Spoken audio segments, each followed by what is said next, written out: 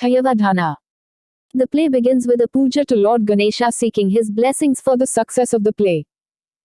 Ganesha himself is a hybrid being with an elephant head and a human body.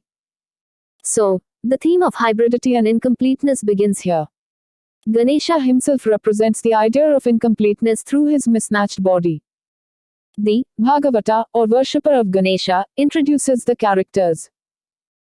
Two friends, Devadatta and Kapila, are the major characters, the first being a handsome Brahmin poet, and the second, the plain-looking son of an ironsmith. Devadatta is known for his intellect and sensitivity, while Kapila is known for his physical strength. They represent intellect and sexuality, mind and matter respectively.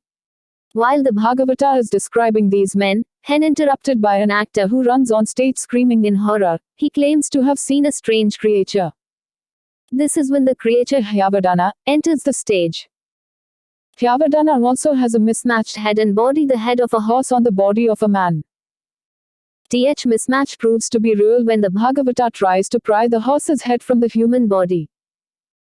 Hayavadana explains his peculiar condition by narrating the story of his strange birth. His mother, a princess, who fell in love with a horse, lived with it for 15 years until her love broke the curse on the horse. The horse returned to its true form, which was that of a celestial being, Gandharva. She decided not to accompany him back to heaven, and he in turn cursed her by turning her into a horse. Hayavadana is the result of that strange union. On completion of the story of his birth, the Bhagavata advises Hayavadana to go to the temple of Kali for seeking her grace to become a complete human being. Hayavadana leaves the place to do so. The story further unfolds when Devadatta enters the scene. He asks his friend Kapila to find out the name and address of the woman whom he loves. He tells him that he loves her so much that he would sacrifice his head and his arms to have her. Kapila finds the woman's home and knocks on her door, only to fall in love with her. Yet, he tells Padmini, the lady that Devadatta loves, about his friend's wish to marry her. Devadatta and Padmini marry, and Padmini is due to bear their son in 6 months. The two are supposed to go on a trip to Ujjain with their friend, Kapila, but Devadatta is hesitant as he believes that Padmini is attracted to his friend. Due to Devadatta's jealousy, Padmini decides to cancel the trip but changes her mind when Kapila arrives. The party passes a temple and Devadatta decides to honor his promise by giving up an arm in his head. He leaves the pair and cuts off his head. Kapila finds a dead Devadatta and decides to cut off his head as well.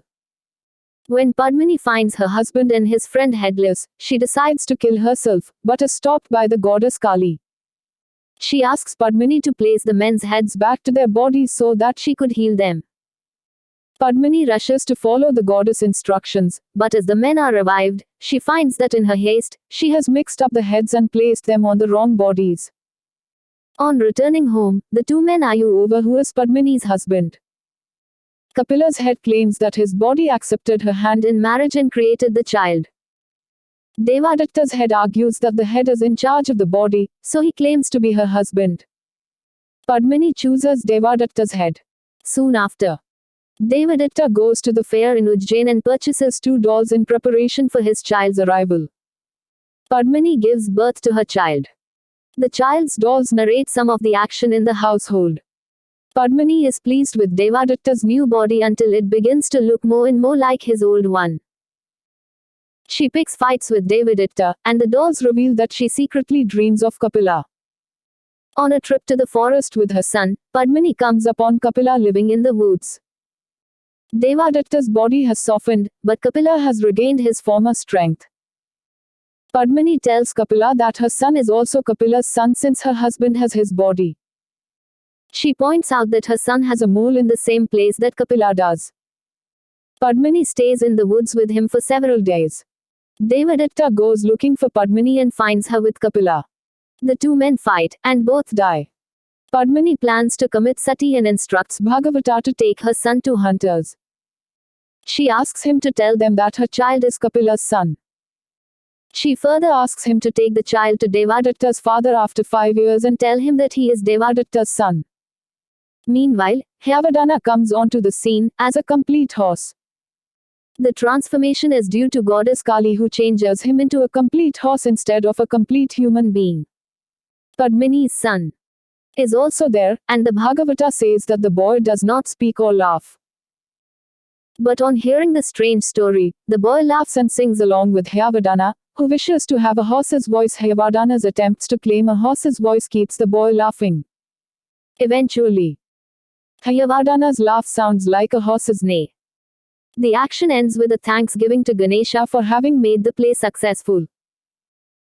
The universal predicament of the gap between expectations and realities is wonderfully drawn by Girish Karnad through the first act. It raises profound questions of what constitute identity and beauty, supreme intellect or raw physical powers, brain or brawn. It also harkens to the conflict being played out within each of us to achieve completeness and further recounts how, often, one fails to get there. The play therefore deals with different aspects of human challenges and its limitations. It illustrates that the drama of incompleteness is eternally being played out. The three levels of incompleteness are dealt with here: divine Ganesha, human Hayavadana, and animal Hayavadana with his horse voice. Furthermore, the play underlines the quest and struggle for locating and molding identities to fill the gaps are inevitable, incomprehensible and eternal.